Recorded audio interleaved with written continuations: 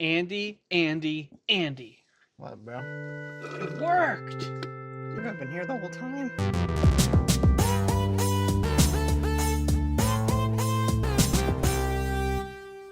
We just saw Beetlejuice in theaters.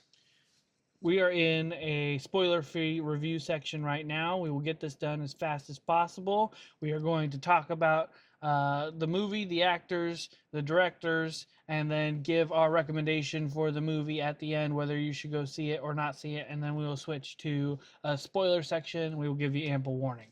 Time. 50 seconds over. Shit.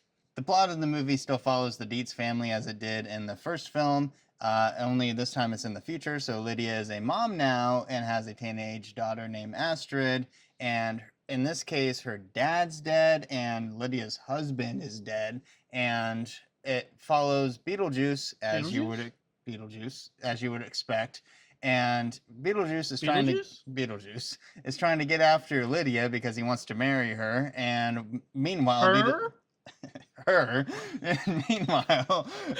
Beetlejuice is being chased by his ex-wife the entire time. All right, you got Michael Keaton back as Beetlejuice, Winona Ryder as Lydia, Jenna Ortega as Astrid, Catherine O'Hara as Delia. You have Willem Dafoe in there, and Monica Bellucci as Dolores, the ex-wife. Ooh, way over time. Directed by Tim Burton, music by Danny Elfman, and visual effects by Bo Welsh. Bo Welsh! Oh, yeah. So the whole movie, if you've seen the first one, you're going to like this one. You just are. It's the same type of movie. Different type of plot, but same type of movie. Randomness is classic. Tim Burton. But Andy, what if you had never seen the first movie, like me? What would I expect to get out of this movie? I have no idea because you're the one who hasn't seen it. Wow. So why don't you mention it? So if you haven't seen the movie, you probably know something about Beetlejuice. You don't really need a whole lot of knowledge going into Beetlejuice before watching it. It's a Tim Burton film. If you've seen a Tim Burton movie, you're going to know what to expect. I think that's the biggest argument right there. That's really it. Like, nothing's going to be surprising in that. With that said, there's not really much else to talk about in the spoiler-free section. Yeah, there's not much without it being spoilery, so at that point, I believe it's... recommendation time! Let's go together. Ready? Okay, yeah. We'll do 1, 2, 3, and then hand up or down. And then on 4? On 4. Ready? 4, okay. 1, 2, 3... recommend. Hell yeah. Hey, John. How's it going? Are you okay, dude? You're looking great, though. Like, for real, you're looking good, dude. Mint. You're looking good. Lydia is lucky to have you, man. She probably knows it. She probably does. Overall, I like this movie. I don't know. I'm losing my mind. Spoiler section. I'm going crazy. Okay. Look up. I'm trying to think. You can look right here and still think. Sorry. You don't have to be deer in the headlights looking down at your crotch. Okay. Quick, Dick, tell me what to do. We're at the top of the spoiler section. Just a quick reference. You can say whatever the fuck you want. Alright. My favorite part of this whole movie was just the way the storyline flowed. I thought it was just a nice, quick pace. I thought it didn't waste too much time in areas. I thought there was areas that the audience viewed, such as when we saw Astrid lose her soul, but they didn't waste time trying to describe it to Lydia, her mom, while we were like, when they finally caught up to her. And they didn't really waste too much time when she got her soul back, because Beetlejuice just killed Jeremy just like that. I just thought moments like that, I appreciate that. Good. Sounds good. Let's move on. And along with that, like, you as the audience can follow the pacing of this movie. It is rather quick in how things progress, but it's not like you're going to miss anything. Like, you know what's going on. In one part, so Lydia's husband passed, Astrid's dad, and Astrid is mad at Lydia because she can talk to ghosts, but she can't talk to her dad. And the last thing that we knew about him is that he was in the Amazon River, and they never heard from him again.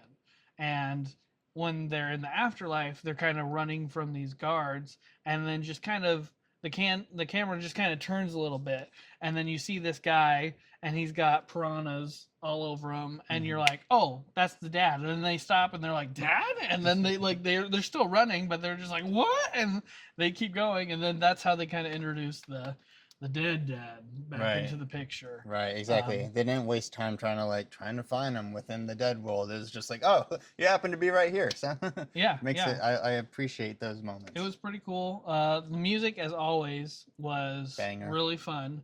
Yeah. The costume design, the set designs, all the practical effects that they used.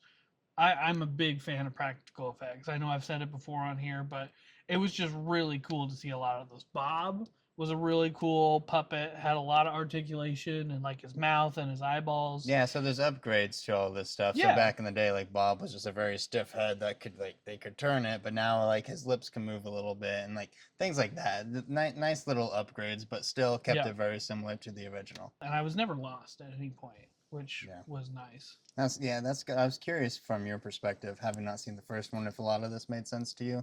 So I'm glad to have heard that, because having seen the first one, for me, there were certain moments in there that I just appreciated that were a nod to the original, like the music choices or certain like design choices. So Mhm.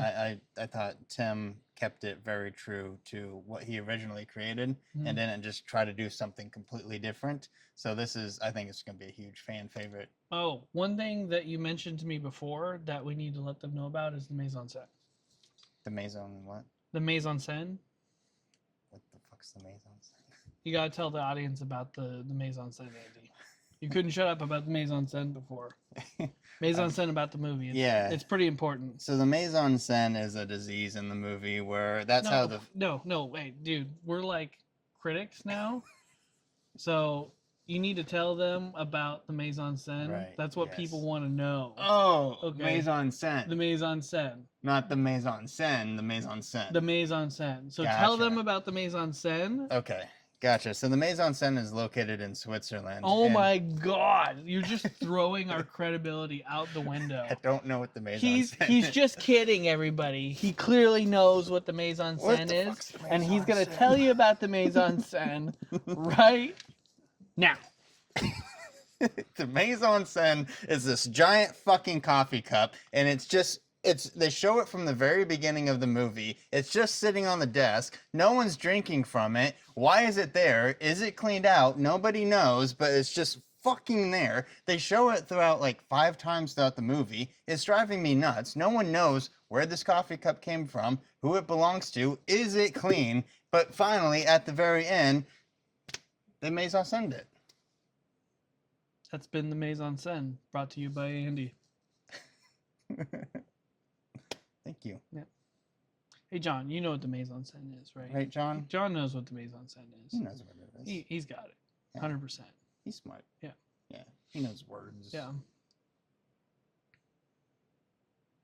So with that, I feel like we really just need to give it a rating at this point. Yeah, out of there's 10. not a whole lot to talk about. I mean, it's It's just very, a fun time. It's just a fun Tim time Burton all film. around, Kept it very yeah. similar to the first one. Just Mhm. if you like the first one or haven't seen the first one, I still recommend just seeing this one. I don't really know what the rating is. I think PG-13, but there were a couple of F-bombs in it, so who fucking knows? Well, I think that would make it PG-13. The Yeah. original was PG. I don't know. You can look it up.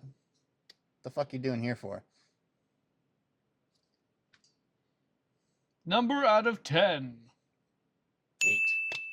8 out of 10. 8 out of 10. Yeah. Solid movie. I'm going to go 8 out of 10 as well. go Definitely wrong. very, very solid. Can't go wrong with it. Should go watch it. It's fun time. Great sequel. It's a good sequel. Says it's a great sequel, everybody. So with that, thank you for watching. Like and subscribe if you haven't already. Comment down below. Tell us what you thought about the mise en scène. Yeah. So it's Please. really important for us to know I hate and that coffee engage cup. with the audience. If It's you have any important to talk ideas to for us. movies, new or old, that you would like us to review, we can get on that as well. So leave those down below, and we'll see you in the next one. Well, thanks. Bye-bye.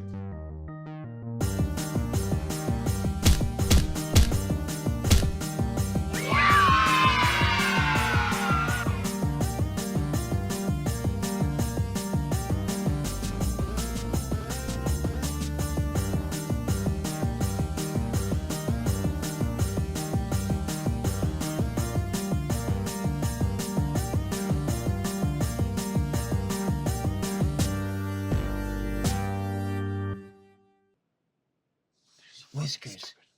What the fuck is the mise en scène?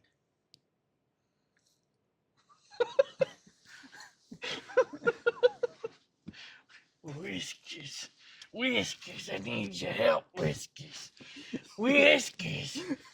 He's trying to get me to tell him about the mise en scène, but I ain't telling him. I ain't telling him shit about the mise en scène, Whiskers. Okay? He's got to know, and he's got to tell everybody else what he knows. And no, you don't tell him. Don't you tell him. Don't you? And you either, you son of a bitch, John. Don't you tell him. Double long John. He loves that nickname. Always goes about that it. nickname. He loves it. Still uses it till today. To this very day. Yeah, just like the mise en scène. Yeah.